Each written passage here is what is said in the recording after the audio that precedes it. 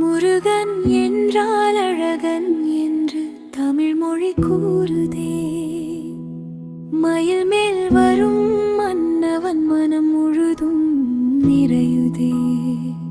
வேல் பிடித்த கரங்களில் வீரமும் கருணையும், மலர் சிரிக்கும் முகத்திலே மண்ணுலகில்லா நலமும். அமைதியாய் ஒலிக்கும் குழலே உள்ளத்தை தொடும் நாதமே. கண்களில் மலரும் அருளே குமரா நாமமே. கந்தா என்றொரு சொல்லே கஷ்டம் எல்லாம் கரையுதே. சரவண பவமந்திரம் சாந்தி கந்து சேருதே. அன்பு நிறைந்த பார்வையில் அகமோ